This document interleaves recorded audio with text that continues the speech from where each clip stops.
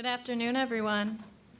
I'm Laura Hoffman. I'm the manager of K-12 Digital and Educator Initiatives at the Phillips Collection in Washington, D.C., and I'm also the, chair of the Scholarship Committee. And we're so excited to present to you today the leadership of MCN Next Generation, our MCN scholarship recipients. Their lightning talks today. So I first want to thank MCN and Eric, who's here, thanks, again, we have a wave, for this amazing scholarship opportunity,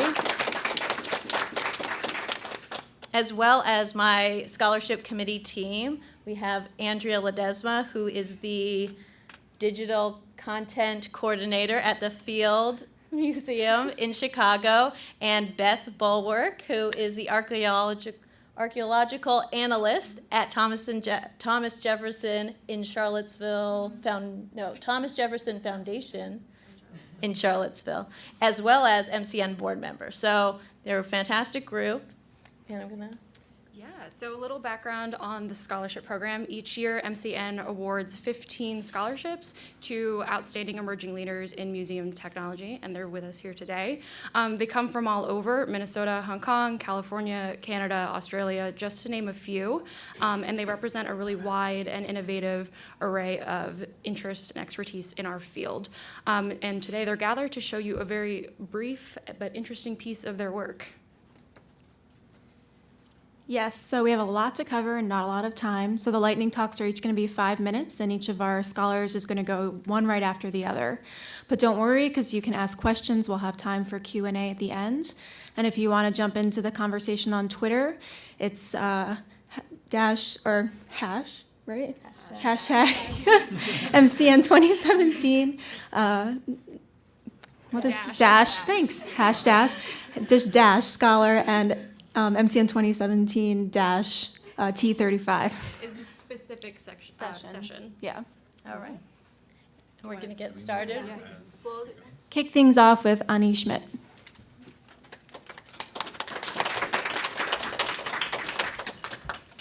Thanks, everyone. Hi, my name's Ani Schmidt, and I'm the Public Programs Coordinator at the Chicago History Museum. I'm here today because I want to talk to you about a digital visioning project, and most importantly, what I learned along the way. I do want to mention that although we're a history museum, most of what I'm going to talk about is applicable to a wide range of institutions. Yes, we focus on the past, but we're not stuck there. Earlier this year, Chicago History Museum President Gary Johnson launched a Digital Future Committee via email notifying staff. At the core of this message was this statement: digital technology has changed the world and how we live in it. Accompanying this was a directive: how can the museum best take advantage of this change for maximum impact? The committee started working in March and completed a final report in October. We held regular committee meetings, did staff listening tours, heard from outside experts, and in fall, our committee chair and vice president, John Russick, delivered a brief presentation to the board. Now, I'm a runner, and I want to use that to tell you a little bit more about our journey. In 2012, I completed my first 5K. I'm on the right. That's a 3-mile race. And since then, I've increased my distance to do my 4th half marathon this fall. If we think about where the museum is with digital, you could say we're at the 5K stage. We're not totally new, but it's not yet a big part of our identity. An important part of training for a longer distance race is pacing and following a training plan. If you try to do a marathon without training, it would be terrible. For the Digital Future Committee, we had a deliberately short timeline designed to ensure that the ideas and recommendations in the final report were still fresh by the time we shared with the board and staff. It's about intentionality and commitment.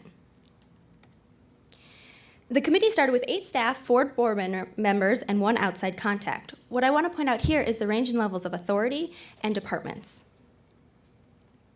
The museum isn't just a building, it's the people in it too. This is something one of my coworkers said to me the other day, and I think it really captures our approach to digital transformation.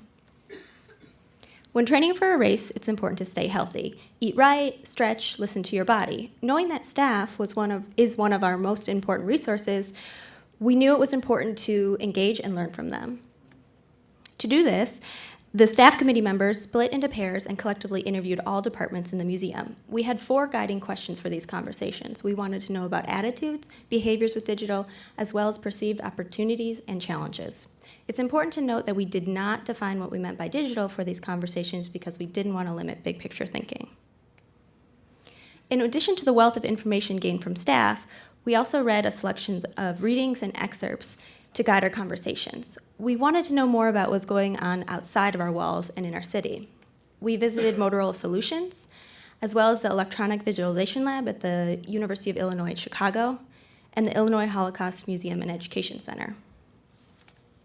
A significant part of spring and summer was spent organizing site visits and brown bag talks from digital experts, listed here. Many of them are here this week. Our experiences with outside experts, site visits, and readings gave us a lot to think about.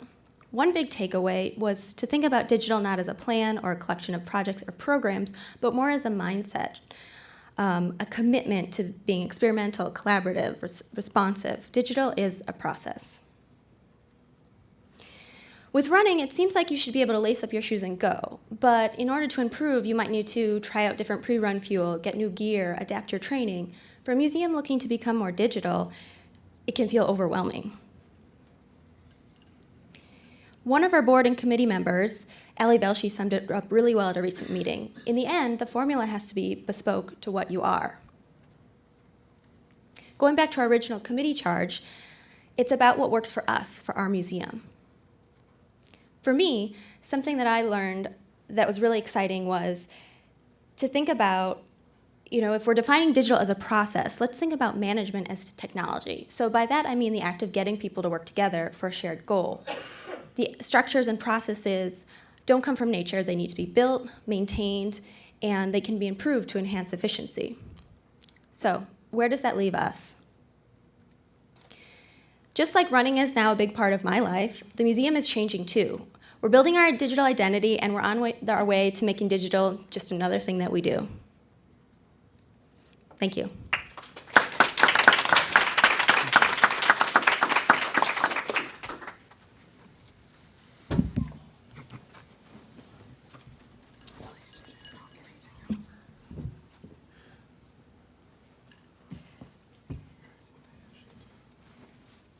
Good afternoon. My name is Anik Lung. I'm a PhD researcher at the School of Creative Media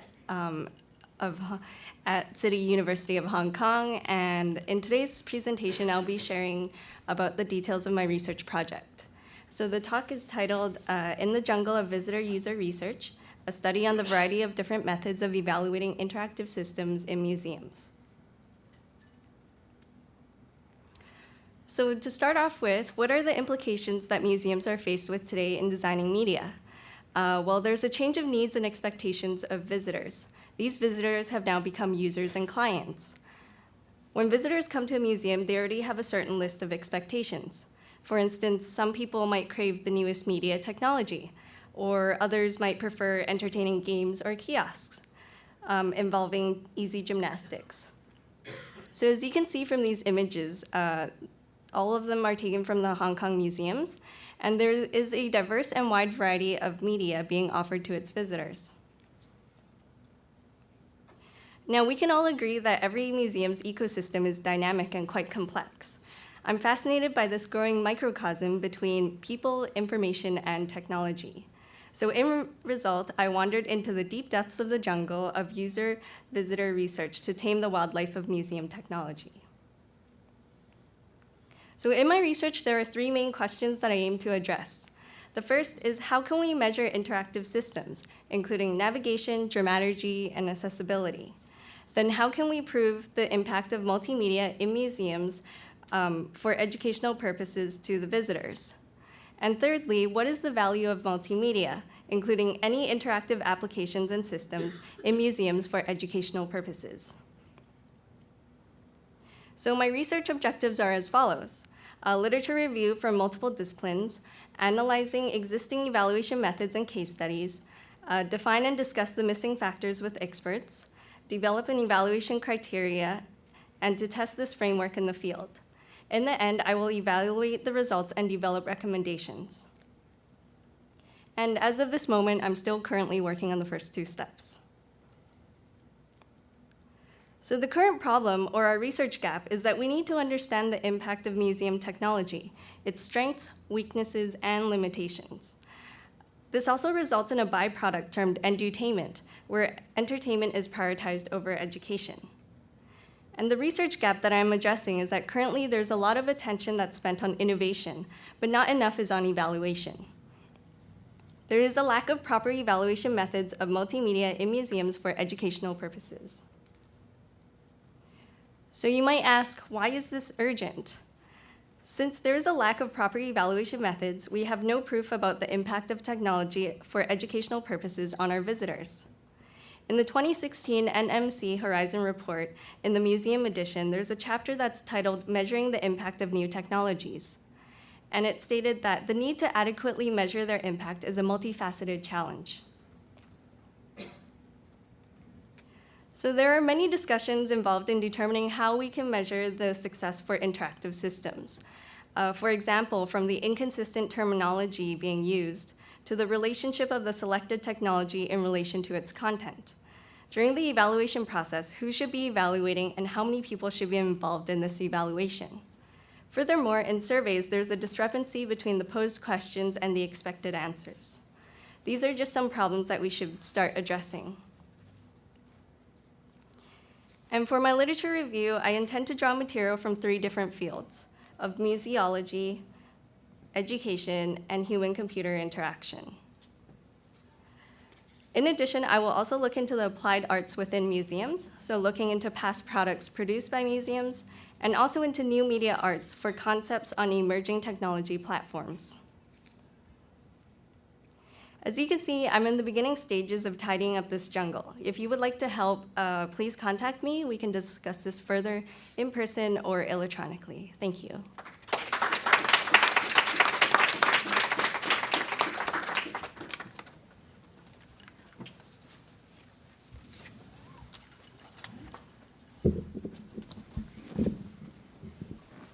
Hello, MCN. Thanks a lot. My name is Ben Fast, and I am the Programs and Member Services Coordinator for the British Columbia Museums Association, which is the nonprofit society that works to create a bright future for BC's museum, gallery, and heritage sector through networking, advocacy, innovation, and professional development. We have about 200 member organizations spread all across the province of BC, and our mission is to lead the sector by supporting, empowering, and advocating for our members. Now, if you don't know a lot about BC, we don't have a lot of people and we're quite spread out.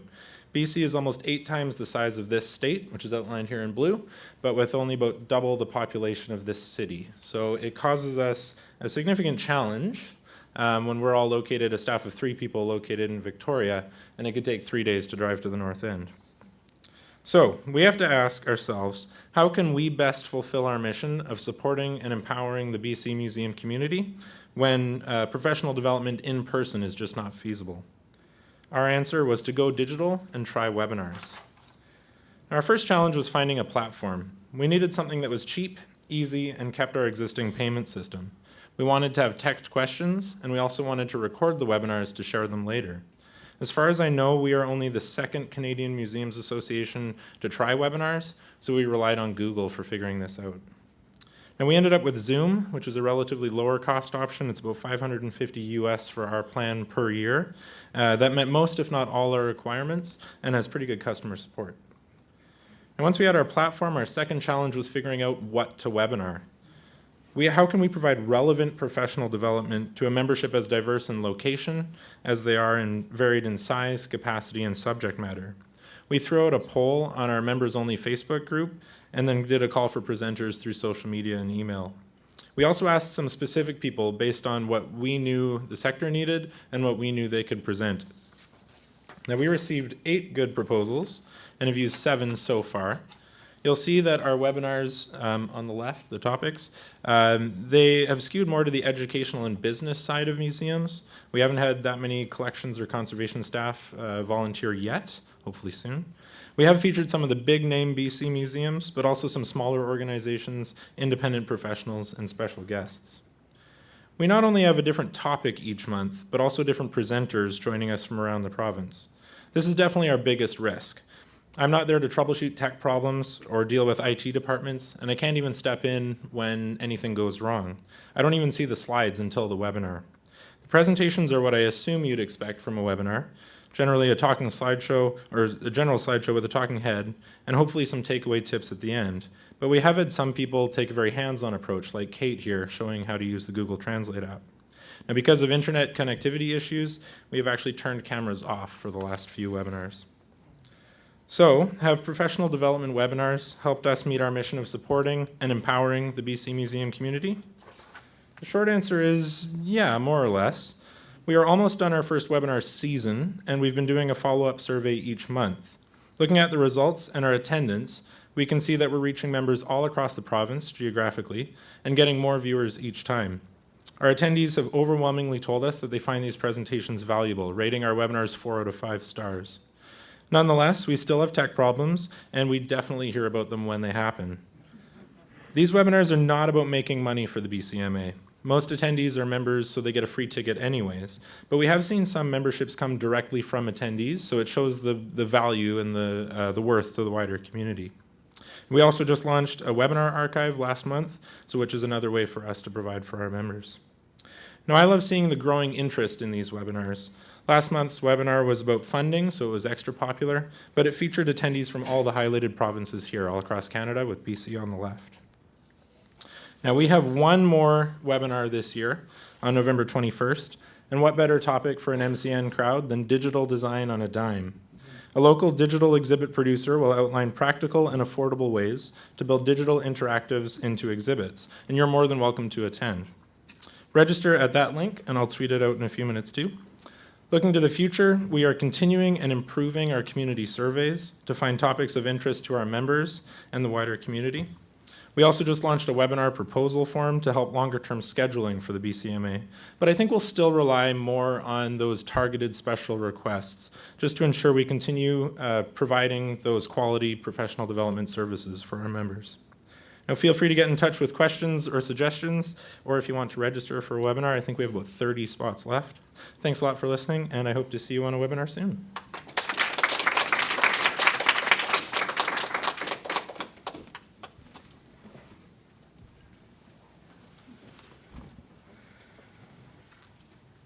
I'm Blanche Joslin. Can you hear me? And my presentation is Soft Skills, Hard Need, Value-Added Experiences Through Mentorship.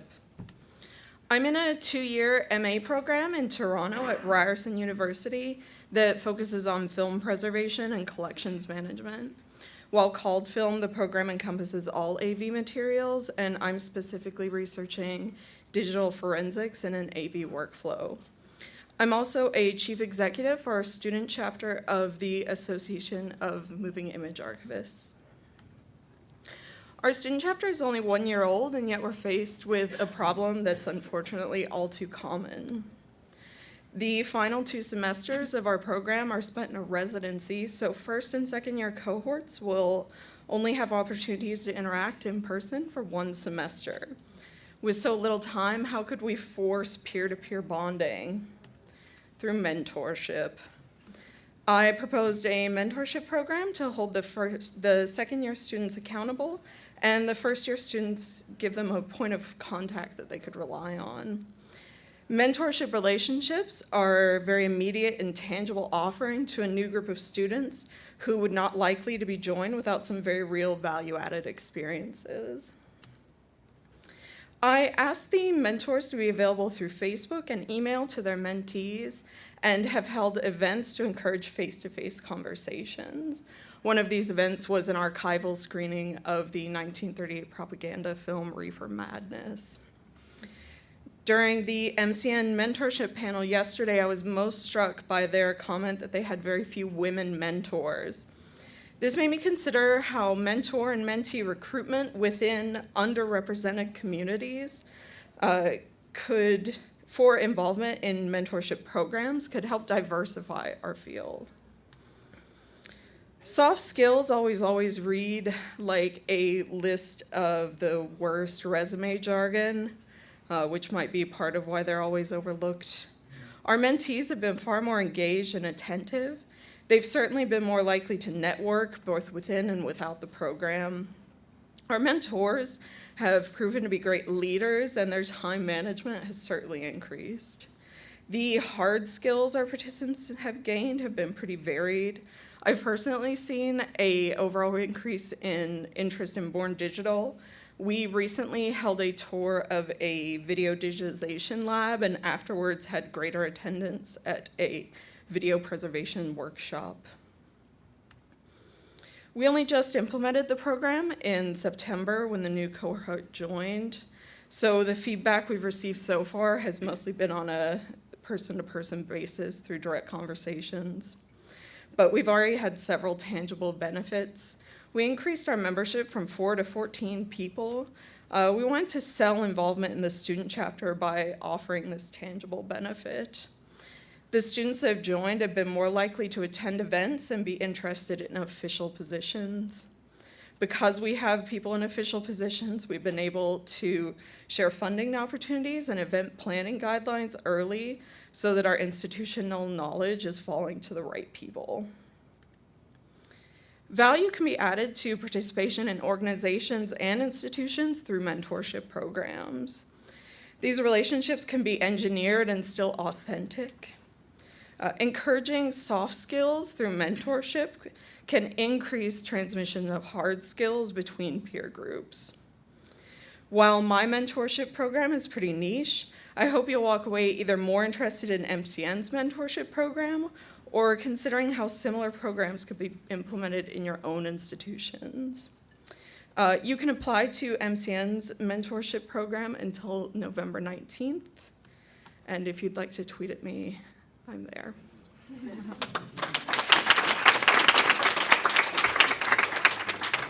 Hello, everybody. My name is Chris Cloud, and I'm the social media and community manager at the Walker Arts Center. Recently, there was a campaign a little bit before I started. I've been there for about 18 months. I'm new to the museum field, but it was called More Than a Museum, and the Walker is sort of unique in the way that, we have 8 galleries with about 4 to 5 exhibitions at a time. We have a performing arts program that has about 18 to 25 different performances a year. We have a cinema program that has about 20 to 30 screenings a year as well. We have a James Beard semifinalist award-winning restaurant. We have a rock festival called Rock the Garden. And so I do social media for all those things. I do social media for the restaurant, for a rock festival, for the museum, which incorporates the stage and cinema. And I also do social media for the Minneapolis Sculpture Garden, which is a 19-acre sculpture park that has about 50 sculptures, the most famous of them being Klaus Oldenburg's Spoon, Bridge, and Cherry. There's one that's pictured here that's no longer in the garden, that's called Scaffold by Sam Durant. So maybe you're not aware of the art museum world, but recently in May, over the course of actually a few months, this piece of artwork was erected, and there wasn't a lot of community consultation done beforehand. I'm not here to defend the piece, but long story short, there was a controversy in which community people protested, and a lot of the backlash that was taken out against the Walker happened on social media. So, I was there, looking at all the messages, all the tweets, all the visitor posts, all the one-star reviews, and ultimately the piece got taken down. But I do want to touch on a few things, even if you don't do social media.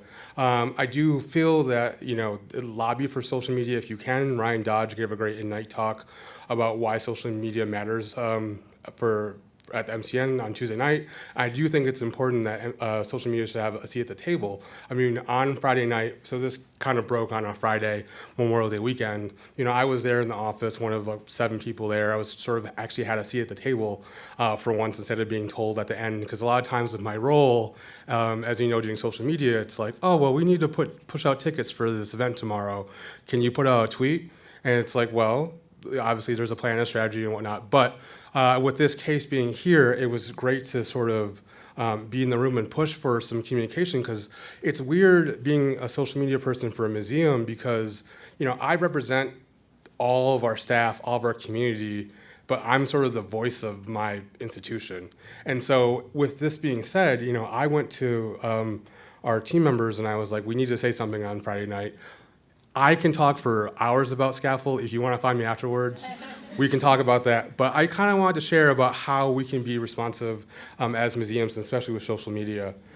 One, Pulse Orlando happened last year, one of the many unfortunate shootings. And, we posted this artwork by Robert Mapplethorpe afterwards as a response. And it wasn't about our museum. It was just sort of, here's this artwork that symbolizes this sort of moment in time. And so my advice is, don't make it about your museum. Like, make it about the community, make it about the artwork. In January, so there was an election that happened a year ago yesterday. In America. It was really unfortunate. And so, we thought, well, how can we respond? How can this Contemporary Art Center be responsive? And we thought, I talked to the executive director, and she was like, hey, why don't you put together a reading list? So we got artists and industry people to sort of put out this reading list. That aforementioned president put a ban out against all gender restrooms in schools. I was literally at home at 11 o'clock at night, and we have this bathroom at the museum, and I was like, well, I have to post a sign because this is something that I feel like we believe in. So I earned the trust of our leadership, and I trusted my gut and posted it. Ended up on HuffPost. 10 artists responded to DACA. We put together a sort of response from artists speaking in that, and we were a platform for thought sharing. I want to end on this quote. Like churches or public television at a different age, museums are now our civic institutions. And that's something I want everyone to take away. Thank you. I'm Chris Cloud.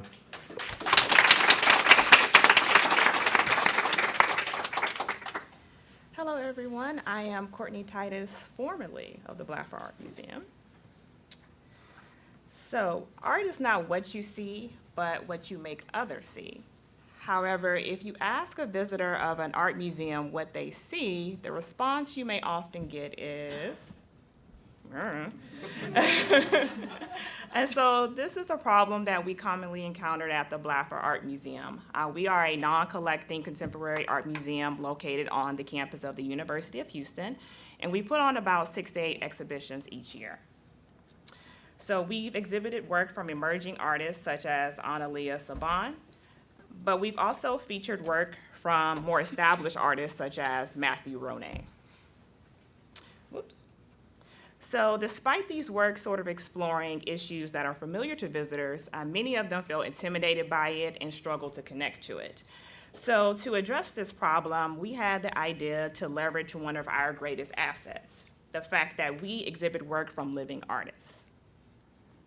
So in 2013, Catherine Veneman, our curator of education, she had this idea for a video project where artists and curators could share the stories behind the exhibitions and reveal elements that are often hidden from viewers, such as the inspiration behind the work and the actual process for creating it. And for the past 4 years, this project has been an essential component of our educational programming. And one of the keys to its sustainability has been our feedback and evaluation approach. So this approach is continuous, uses a variety of data collection techniques, and is informed by multiple sources. And so for us, continuous means getting feedback prior to the exhibition to determine the stories that we need to highlight for a particular exhibition. During the actual recording of the videos to see or modify any stories that no longer seem to be working for us. And then after the release of the videos to determine what we did well and what we need to improve. And then repeating that entire process again when we start a new exhibition. And we get that continuous input by using a variety of data collection techniques at different stages of that cycle. And so most common techniques are semi-structured interviews, small-scale surveys, and observational data. And so we get that data from a variety of internal and external sources. So for internal, we ask staff members in other departments within the museum, our gallery attendants, and our docents. For external sources, we of course get feedback from the visitors and the artists themselves. However, because we're on a university campus, we've actually built partnerships with other departments on campus. And one such department, or partnership, excuse me, is with the College of Business, where their students are actually assigned projects where they act as secret shoppers at our museum and evaluate our different programs and services.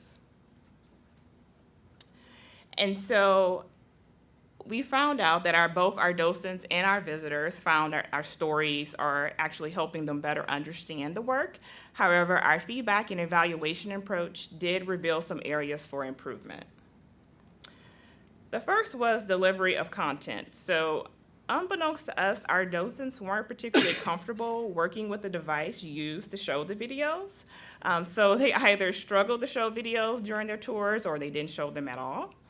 So this finding led to a training for them on the ideal way to use the videos or show the videos. Next was improving our production value. So when we first started, we were more so concerned with the content and not so much on recording location and equipment. However, we've learned that the video quality can impact people's experience of the stories. And so now we have a set recording location that we've affectionately dubbed Studio Blaffer, that we have recording equipment and lighting and things like that. And finally, we discovered the need to add additional data collection methods to our toolkit. Although our current methods have allowed us to quickly identify areas for improvement and make the necessary changes, things like video analytics and large-scale surveys can help us get greater insight into visitor satisfaction with our content and identify the particular stories they find helpful. And so by implementing and refining our feedback and evaluation approach, we hope to create and share stories that not only delight our visitors, but serve to demystify the work and provides them with the lens that helps them see. Thank you.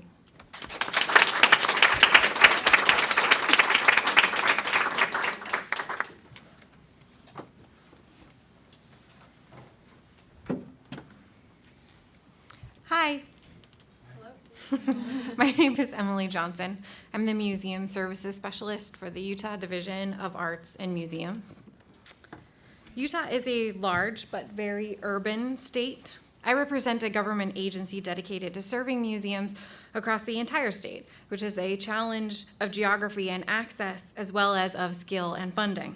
We are a staff of 2 people, and 70% of museums in Utah qualify as micro-museums, those whose total annual budgets do not exceed $25,000 per year. Last spring, we launched a mentored project-based grant for collections that ended up being the pilot for our upcoming Digitization Technical Assistance Program, or DTAP. We supplemented funding with focused attention and expertise of a staff person from the Office of Museum Services. Predictably, what we heard in feedback from these participants is that the funding was really useful, but that the mentored consultation was way more valuable. In surveys, these organizations pointed to the capacity building that a mentored grant opportunity had provided them as being of great value. They have plans now to train their own staff in the future, and they can provide examples to their neighboring museums. The Digital Technical Assistance Program, or DTAP, is a new program we're launching based on the collections pilot. DTAP is responding to the need our micro-museum community has to access digital resources, but where changing technologies and best practices have rapidly outpaced expertise and skills. My agency is fortunate in that we have ongoing legislative funding to address internal digitization needs. A result of this funding is that many of our staff have spent years developing skills, protocols, and trainings related to our own collections across divisions. We now have staff across our GLAM sector who use this funding to develop digital initiatives and who can be dispatched to consult on constituent projects. When an institution seeks digitization assistance, often the greatest need is for expertise and guidance about procedures, best practices, or technological processes. We're partnering with our sister agencies to match applicant museums to appropriate professionals. This work is designed to build a more cooperative, dispersed network of professionals and consultants who can help our smallest museums. They, in turn, can be a model to those around them and continue to build their own capacity. This approach isn't necessarily focused on being scalable to larger museums. Those with paid or professional staff have more access or ability to hire contractors when necessary. This funding line and this model is what we found works best for our smallest institutions, which are historically underserved. These are the faces of very typical, very motivated Daughters of Utah Pioneers museum staff, DUPs. DUP satellite museums make up a large portion of the smallest museums we serve. They're very interested in digitizing the collections, but they're working with many challenges. These museums hold significant local and statewide history that is invaluable, but often in precarious situations. Many of these museums are open only seasonally in buildings without any kind of climate control and have an all-volunteer staff that turns over frequently. DUP museums have for years been applying to our more standard project grant funding to digitize their collections, only to find that they didn't have the organizational capacity to be successful. This is maybe the only surviving copy of this newspaper, and this museum applied for funding to scan and host these volumes online, only to find that the newspapers were not stable enough to sustain actual digitization.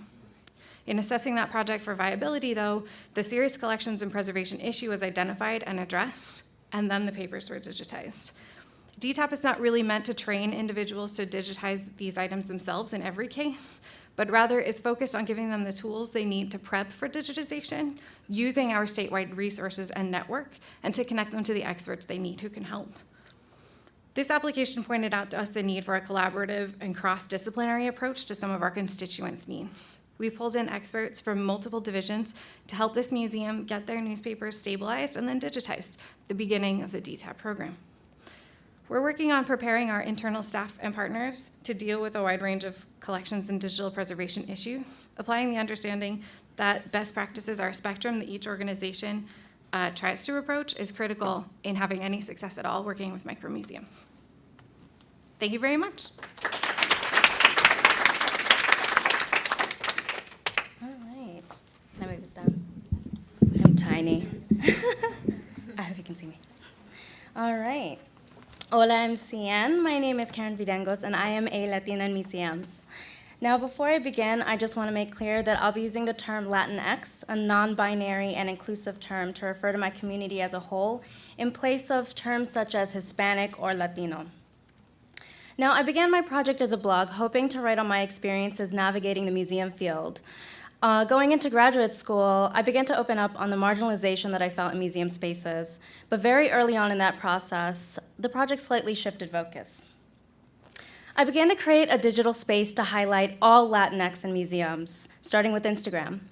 I wanted to create a tie between our cultural institutions and the Latinx community, whether they worked in the field or not, because I believe that having these Latinx faces in museum spaces is a powerful statement to museums to let them know they need to focus on this digital audience not being served.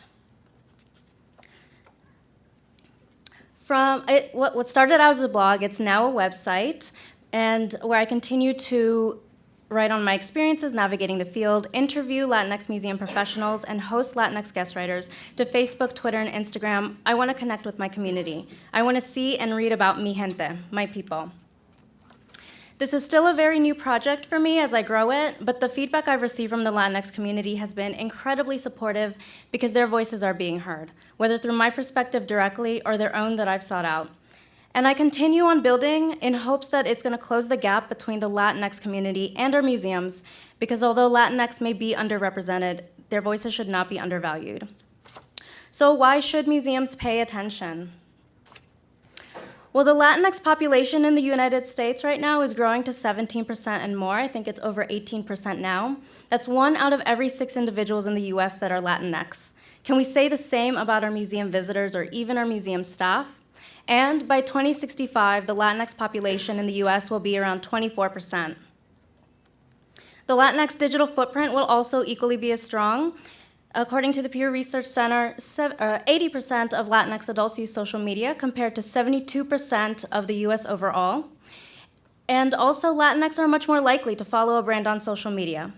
Internet use as well is strong. Latinx, it's been growing at 4 times the national average. So let's compare that to what we know about Latinx in museums.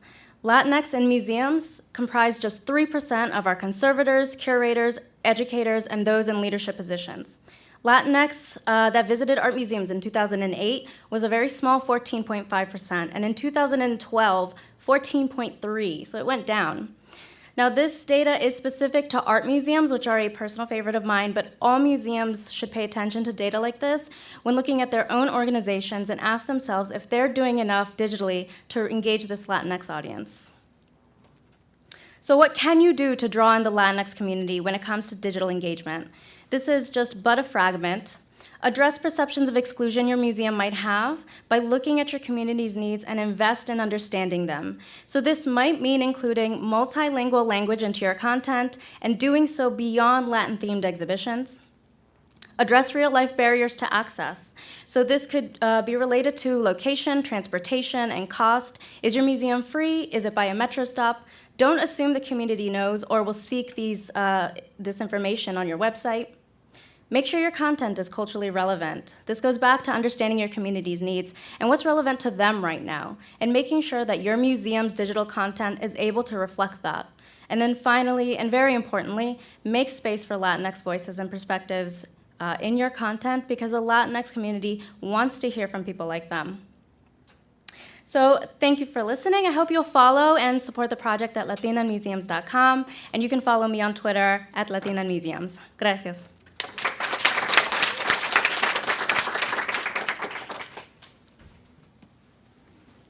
Hi, my name is Kat Quigley, and I'm from Lawrence Hall of Science, and I'm a producer there. And today I want to talk to you about using DIY evaluation in a design thinking process we did recently for a new exhibit. Lawrence Hall of Science is the public science center for UC Berkeley, but unfortunately, a lot of our visitors do not realize this. And so to enhance our brand, we wanted to create a theater space on the museum floor using science videos from the Berkeley Science News Channel. Design thinking has 5 steps, and today I want to focus in on the testing phase where the evaluation takes place. Jumping right into our process, the first thing we had to do was determine who are our users, and that was guardians and children. And then we needed to define our problem that we wanted to solve, and we came to coming up with the idea of having TV screens with looping videos and some sofa seating. And we went ahead and prototyped that and installed it. And then in the testing phase, I got to collaborate with my colleague Lisa, who has expertise in visitor studies. And she set me up with some instructions and an observation sheet and an interview sheet. We didn't end up using the interview sheet this time because it was a little too fine of a grain size, but we ended up creating a form that we could track different kind of user behaviors. So walking past the exhibit, glancing at the exhibit, standing and watching the exhibit, and then sitting and watching the exhibit. And so these kind of represented different levels of engagement. So in the testing phase, I took these papers and went on 2 separate days and observed. And what the overall findings were that people just seemed kind of intimidated about entering the space. People would generally kind of stand and watch one video play through. Or if they did enter the space, they were more interested in the sofas and doing stuff with their kids there and didn't really want to watch the videos. So looking at the data, we were able to kind of count the different people that engage with the different behaviors and figure out the percentages, and found that on average about 15% of visitors were engaging with this exhibit, but then 85% were just kind of walking right by and not paying attention to it, so that was really low. And then looking at the observation forms, we were able to pull out kind of durations that people stood there and figured out that 2 minutes and 5+ minutes were the most popular times, and that really related to those user cases of people kind of standing and watching one video, or people kind of entering for longer periods to do stuff with their kids on the sofas. And so for the second iteration, we were really interested in boosting the engagement levels, like how do we get people more interested? And so looking at the observations, we noticed that a lot of kids were really drawn to more interactive displays, which wasn't super surprising, so we decided to make our video display more interactive. And we made a kiosk with a touch screen, and then we decided to have that mirror to a TV so it'd still be like a social experience. And so we moved on to prototype that with Kiosk Pro and used some code to make tappable buttons that would play the videos, and then we installed it. And did the same thing. So in the testing phase, again, I had the same sheets and came on 2 separate days. And the only thing I changed was creating the categories to be about pressing the buttons, not standing and sitting. And so I went ahead and tallied those behaviors, found the percentages, and this time we found that about 31% of visitors walking by engaged with the exhibit, which was really nice because the engagement level doubled. So we knew we were on the right track at least.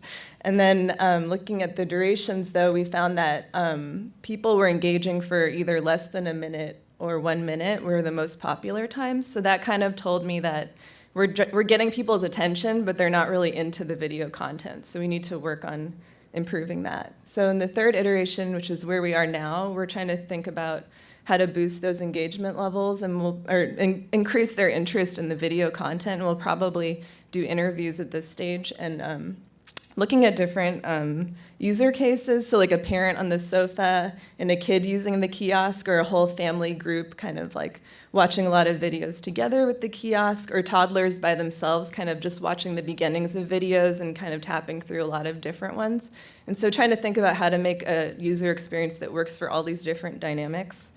And looking through the different kind of data we've collected, we figured out that we need to make the videos a lot more simple and visual, and maybe improve the user interface, and also just, again, maybe put up some posters or other objects that grandparents can look at. So overall, I think doing the DIY evaluation is like a really affordable way to kind of do these quick iterations, and it's useful in that way for also tracking progress and seeing what's happened like on a rapid cycle. But I think as a designer doing my own evaluation, the most surprising thing was just actually how creative of a process it is, because you get so many ideas by doing your own evaluation, even when it's just super informal. So if anyone's curious, they want to find out more or want to use our papers as like a starting point for your own projects, feel free to email. And thank you.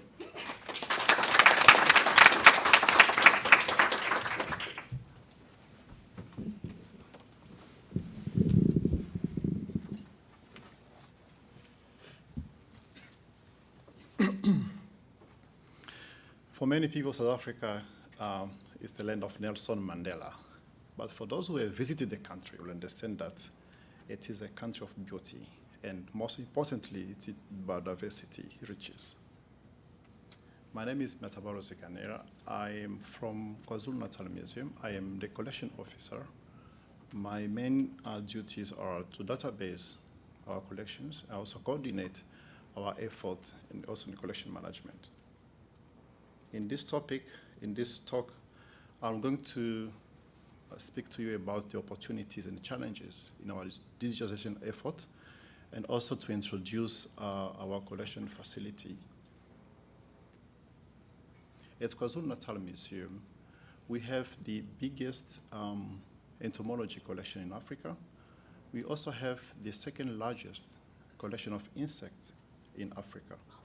However, most of our collections are fragmented, have a lot of spelling errors. The state of databases is still very old. Many still are in Microsoft Access, Excel format. However, although they are in that state, most of our researchers have been able to publish their findings in highly ranked international journals. So last year we had a pilot project, and this project we looked at how can we improve the state of these collections. So we digitized one collection of the snails, and the results were very astonishing. So what did we do? We used web-based tools such as geolocate to add coordinates to these collections, to this data set. And the next phase we're looking at is to apply similar method to digitize the rest of the collections. And as now we are currently working with the National Science Collection Facility, it's an opportunity for us to actually help us to digitize the rest of our collections. 5 years ago, South African government with various stakeholders embarked in a multi-scale project to create research infrastructures. 13 research infrastructures were selected, and the Natural Science Collection Facility is one of them.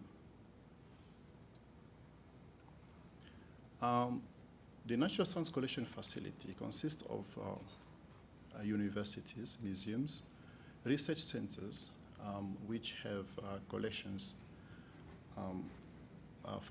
which have collections. The purpose of this facility is to make sure that the potential of collections is exploited and used at a maximum of serving the South African community and the global community. Also to address the issues of social and economical importance. However, to reach there is going to be a lot of challenges. It's not going to be easy. So currently, this is our second year of the project where we are, and we are looking at facing various challenges. Many of them are management. Culturally, how can we get there? Most of scientists, they have this collection in art, and they've dedicated their lives developing them. So to release them and make them available for global users, it's not going to be easy. For some others, it's a matter of confidentiality that they wouldn't just share this research. So we're also looking at how can we access this information and use it globally. So what are the two practical examples that collections being used? So one is looking at how information in herbaria was used to map plant crop relatives in South Africa to enforce conservation measures. The other is to inform and work with environmental scientists in terms of putting a project forward for exporting natural gases.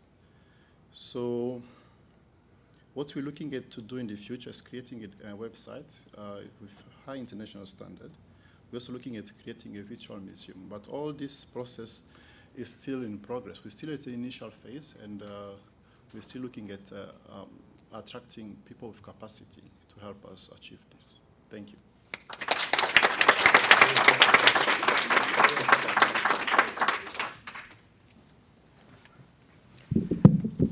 Hi, everyone.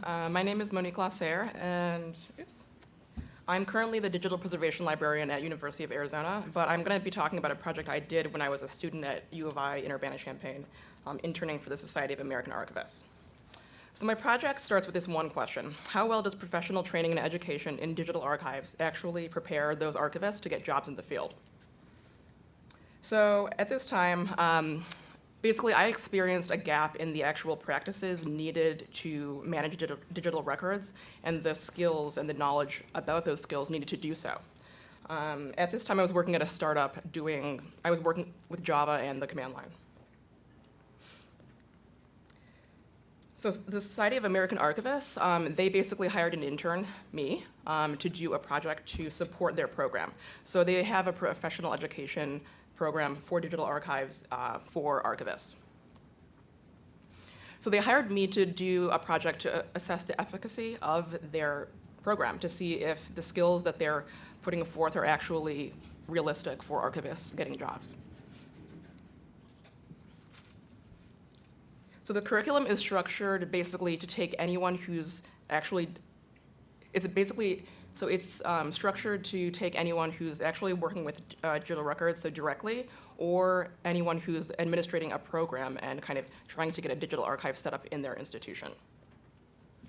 So first, to start, I went through all the workshop materials and I created a coding rubric. After that, I mined text from employment ads or from employment portals and sites. So some of the sites that I used are up there.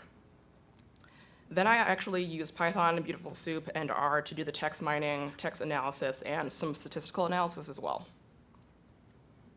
So some of the results. 65% of all the job ads that were mined actually matched to at least 3 core competencies that the curriculum is based on.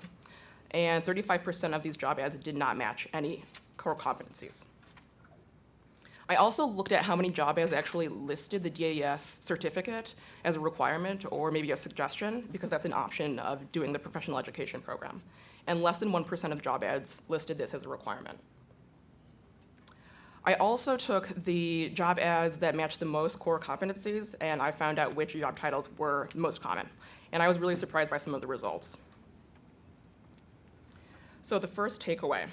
The first takeaway is basically there's an overlap between what we're doing in libraries, archives, and museums and business intelligence, digital asset management, and even software engineering. The second takeaway is maybe it's best if we formulate this program to be able, for archivists to be able to pick and choose instead of taking 9 courses over 2 years and an exam and paying for it. So maybe we should look a little bit outside of the box, maybe work with other associations like ARMA to see if we can pick and choose and really get the best out of our programs. The third takeaway was we're doing something right. So a lot of these core competencies, they express skills that are actually in job ads. So we shouldn't feel too bad about the fact that, DAS was not a certificate requirement in a lot of the job ads. But what does this mean specifically for the museum community? Well, in many ways, museums are at the forefront of this because they have so much complex digital media that they need to preserve and work with. So they really need the skills necessary to deal with those digital records. Secondly, we really need ways to understand the systems, processes, and tools that we use in a broader context. So when I say digital preservation to someone who works in business intelligence, they have no idea what I'm talking about, but we often do many of the same things. And we need, so this is kind of what I talked to a little bit before, but we need computing skills. We don't need to be programmers, but we need to be able to interact with these digital resources that are extremely complex.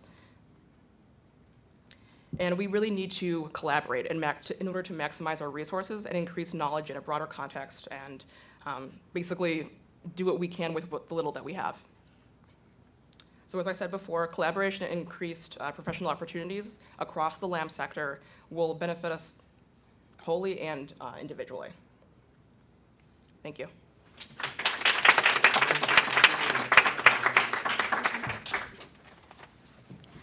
Hello, everybody. I'm very happy to be here, and I traveled 30 hours to get the best out of my 5 minutes today. So please, put away your gadgets and give me as much support as possible. Thank you so much.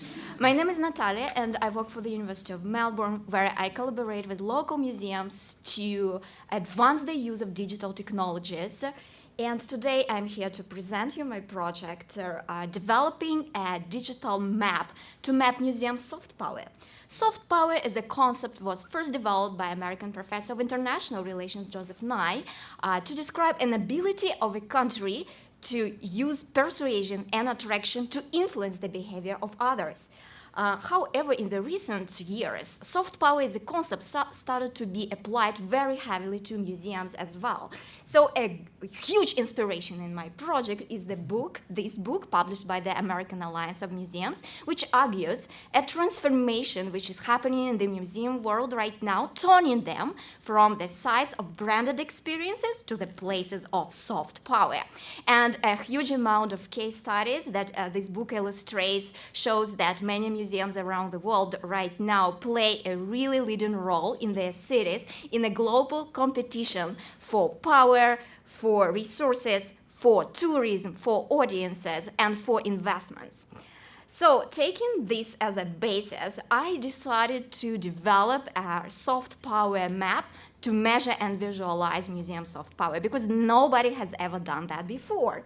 However, this application works as a combination of different layers, and the first layer maps the cultural diversity of museum collections, looking at their origins.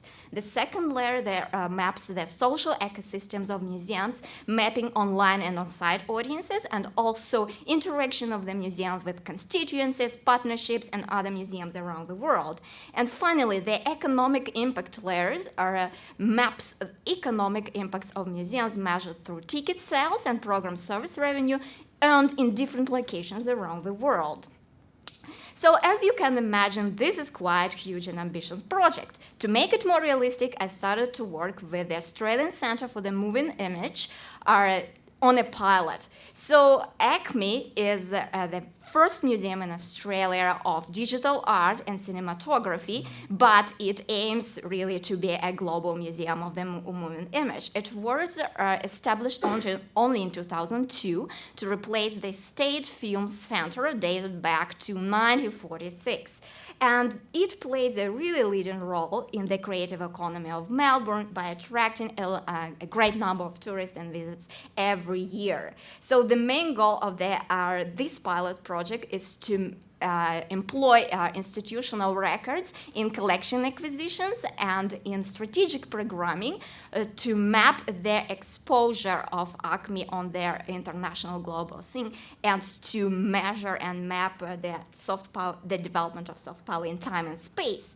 So the first stage in this project is mapping Acme collections, which are quite diverse because they have movies in their collections produced outside Australia in 49 different languages, which makes this collection potentially accessible and understandable to audiences in more than 230 countries around the world.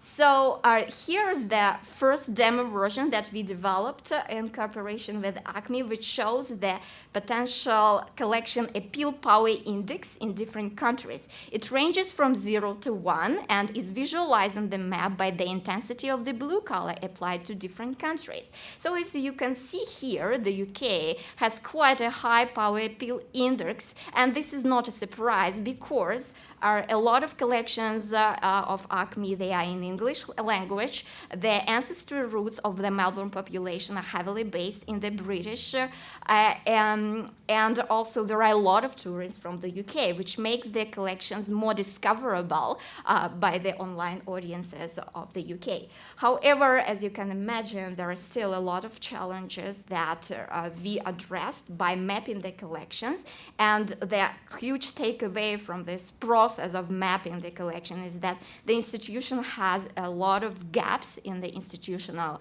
history and records, which are really required to develop the project further.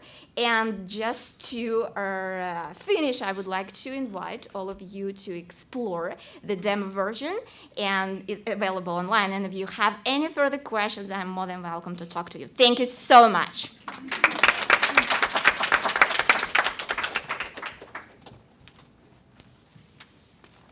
Hi, just a few more. Thank you for staying. Hi, I'm Rebecca Friday. I write and produce content for museums and cultural institutions, and I'm going to talk about a year-long project I worked on for the American Revolution Museum at Yorktown. For this project, I was very excited to work with Cortina Productions on several interactives they were creating for the American Revolution Museum. Cortina is a multimedia production company in McLean, Virginia, that creates films and interactives for cultural institutions all over the world. The project that I would like to specifically focus on today is the Personal Stories Interactive. This 6-foot touchscreen allows guests to explore the stories of 20 historic individuals who lived during the Revolution, as well as artifacts connected to their stories. When a visitor approaches the screen, they can swipe left or right and select the historical figure they want to interact with. Once chosen, the historical figure fills the screen to life-size scale, and the video begins of them telling their story.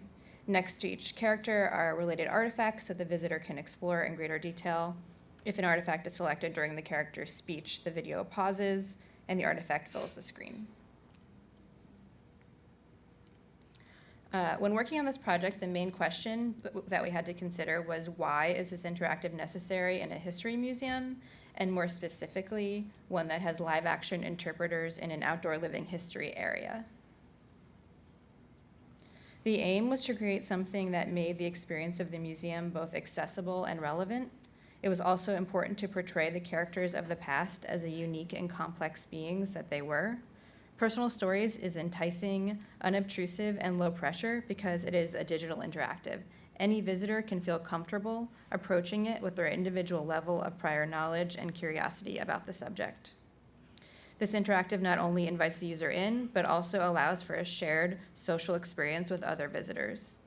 Additionally, it provides another dimension to the story of our country and allows visitors to dive deeper into the personal context of the people who were actually there. It makes the American Revolution relatable, especially in light of our ongoing struggles with the experiment of democracy today. When I was brought on, Cortina had already been awarded the opportunity to create several films, audioscapes, and 7 interactives for the museum. Over the past 10 years, the American Revolution Museum at Yorktown has rebuilt their institution from the ground up, and they reopened their doors for the first time last summer. The museum houses a permanent exhibition gallery, which presents immersive environments and over 500 artifacts. For the Personal Stories Interactive, we collaborated with the museum to select 20 historical figures that could present a range of stories and a diversity of experiences from the Revolutionary War. We wrote scripts using primary source material whenever possible, and filmed the monologues of each character in period dress over a green screen. For example, we heard from Molly Brandt, the daughter of a Mohawk chief who mediated between the Mohawk tribe and the Loyalist troops. We also heard from Billy Flora, an American hero whose bravery turned the war in our favor at the Battle of Great Bridge. We also sourced imagery and artifacts, which were then meticulously cropped by our design team for close-up examination. We spent months alpha testing and tweaking, then installing in the actual museum to begin weeks of beta testing on site. Of course, there were plenty of fun obstacles and quirky problems that we had along the way. To give you just a few examples, at one point we learned that one of the 20 historical figures was actually going to be a historical dog named Trip. The client felt very strongly that this was integral to the project, so we spent a day filming with a very distracted Wheaton Terrier and then brainstormed the best way to tell his story without a cheesy dog talking scenario. We also traveled to New York to take the only known professional photograph of an oil portrait of the colonial feminist Esther de Burt Reed, which is hanging over the fireplace of her ancestor's townhouse on the Upper East Side. In the end, even these obstacles benefited our goals to create something that connects visitors to the historical figures of the American Revolution and continues to preserve its relevance in our lives today. This interactive brings visitors closer to gaining a deeper understanding of why ordinary people resisted a monarchy and fought for their freedom 200 years ago. Thank you.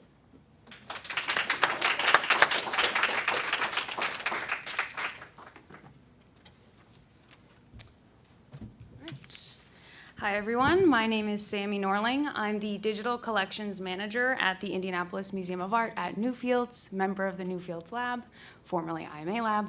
And one of the first things I did in that role was to attend the final partner meeting of the American Art Collaborative, where I got a serious crash course in their linked data pipeline, and I will be sharing that with you today.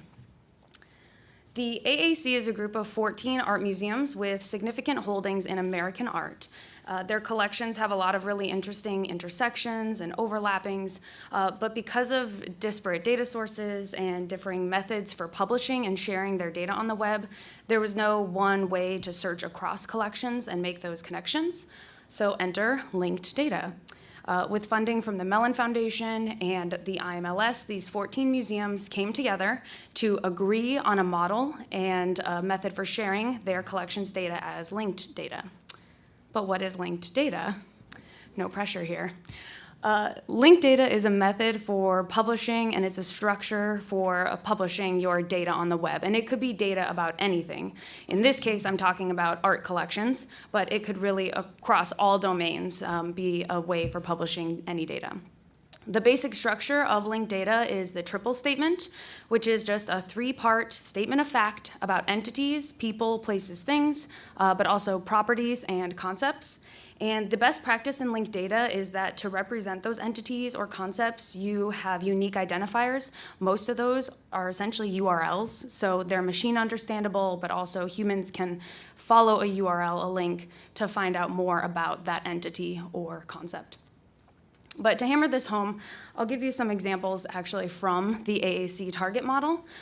In yellow here on the side, we actually start with a triple statement. This man-made object was produced by this production event, all represented by unique identifiers in the data. This production event was carried out by this artist or an actor. And what's really great about linked data and with the real power in it is when you start going outside of your data set and making connections to other data sets on the web that have been published as linked data. In this case, the Getty Union list of artist names was a great resource for us. Wherever possible, we created additional triple statements that would say, this unique identifier for this artist in our system is the exact match for this ULAN entity. And from there, you open up a wealth of querying options. One of my favorites is, show me all the man-made objects that were created by artists who were students of this other artist, or what are the dates of production for artworks created by artists born in San Francisco? So that was really what we were all trying to do by creating millions of triple statements about our collections. But how did we get millions of triple statements? The first step in the data pipeline, of course, is just getting your data out of your CMS, and we had a shared GitHub where all the partners put their data. From there, we used Karma, which is an open source data integration tool, and you just import your data. This is a sample set from the IMA's data, 5 columns. Once you get your data in there, you want to do some transformation so that you don't just have columns that have the values of your data, but you want to start structuring those unique identifiers. So you just do a transformation. It pretty much doubles the number of columns. One then has the actual value, like your accession number, and one has the unique identifier that represents that accession number. From there, you start creating your model. In this case, I've taken the column that was our object's unique identifier and said, these are man-made objects. So I essentially created a triple statement. All of these objects are man-made objects. And from there, you go on and build your whole model. You don't need to see all the details, really just to get at that what I'm doing is constructing all of those triple statements, either based on the actual literal values in the columns or connecting those unique identifiers with different properties. Once you have the full model created, you apply it to your data set. It could be hundreds of thousands of records or just, a couple hundred, but you end up with many, many triple statements. All of the partners then shared their triple statements in a triple store, which is essentially the database for triple statements. And we had the Information Sciences Institute at USC create a link curation tool to help us make those links with ULAN. And it essentially looked at our link data and looked at ULAN's link data about actors, and based on a similarity score would make a suggestion, like I think that this is the same person. The curation comes in where a human actually reviews those suggestions because they were not all right and says yes. If so, that essentially creates another triple statement that gets added again into the triple store. And of course, the last thing of the linked data pipeline is access. And people can go to the triple store, create a Sparkle query for individual level access. But Design for Context also created a really great browse application that puts a user interface on the data. And we hope to see more applications in the future. Thank you. Then there was one. All right. So I'm gonna just dive in to talk about escape. So first of all, my name is Castle Kim. I'm a second-year doctoral student at the School of Information at Florida State University. I'm interested in learning about or studying about STEAM learning and user-generated content by kids. Before I dive in, I want to ask you a few questions, and I want you to think about how you would answer these. First is, what is weathering? And what are the causes of the 4 seasons? And can you tell me the stages of a plant life cycle? And how about a butterfly? And how would you explain and teach this to a 3rd, 4th, or 5th grader? And if I had difficulties in English, how would you teach me these complex scientific concepts? All of these questions were asked and explored in ESCAPE. So what is ESCAPE? ESCAPE is, or Equitable Science Curriculum Integrating Arts into Public Education, is a multi-year STEAM research project looking into the learning effects of arts into science learning for kids. And as a graduate student, I had the opportunity to be involved with this project, and I'm really excited to share it with you. So ESCAPE was funded by NSF, so I have to thank NSF. Thank you, NSF. Through the STEM plus C program. It was one of the largest funded projects of its kind at the time that was about arts and integration. One of the great things about ESCAPE was the equal weight in partnership and collaboration that went into the project. I had the opportunity to work with University of California, Irvine, Orange County Department of Education, Segerstrom Center for the Arts, and schools in the Orange County School District. So ESCAPE was only possible through the expertise of teaching artists, educators, STEM experts, curriculum designers, researchers working together to create classroom science lessons that integrated visual arts and performing arts, with the goal to help children understand scientific concepts, reverse scientific misconceptions, reduce cognitive load through conceptual gesturing, and embodied cognition. All the lessons that were made also met the next generation science standard. So let me show you one of the lessons in action. So this is a 4th grade earth science lessons, and the first part is weathering. So how weather, like the rain, would fall from the sky and change the shape of the mountain during a long periods of time. Then is erosion, how those weathered pieces gets moved to a different location or eroded to a different location because of those elements. Then the final lesson is about sedimentation, how those weathered elements gets weathered from the mountain, gets eroded to a different location, and settle down and form different layers over time. I truly believe that this art integration is a way to bring back arts into classrooms, into education, and into lessons. Because like what Maggie said, when I asked her, was the lessons fun? And she said, super, super fun. Oh, the image got squashed. All right. I'm going to stay here. All right. So, sedimentation an example. So right here, so we made these wonderful lessons and wonderful projects, and we were wondering what we were going to do after the research ended. We didn't want the lessons to disappear into thin air. So what did we do? Oh, why are the images? All right, no, I'm going to jump to this one. We filmed everything. We filmed everything. We used high-end production equipment using Ultra HD or 4K video to film the lessons.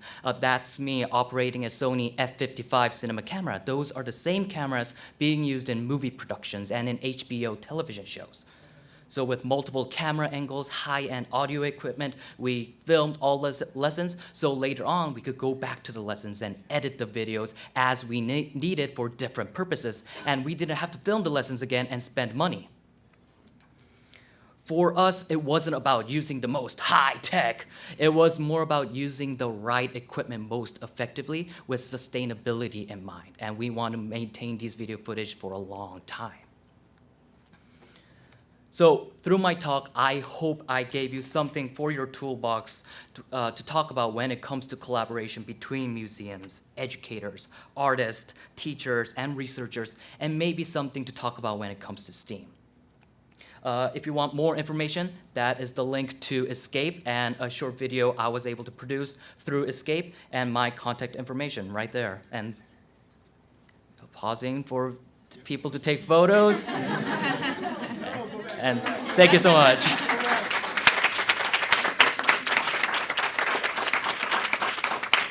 All right, a big round of applause for our 15 scholars. They're amazing. And we will share out the slide deck. It is large, so with full size. I mean, it's pretty amazing that it was only up to, you can see, 300, slide 300, that it started to get a little on the fritz. That's pretty good. Oh, Andrea did a great job at that. We do have a couple of minutes, and I know, Andrea, you're going to check to see if anything came up on Twitter, but I want to open it up to ask any of our scholars if you had any questions about their specific lightning talks or about their experiences being scholarship recipients, or if you have questions about the scholarship program. So I open it up to all you guys.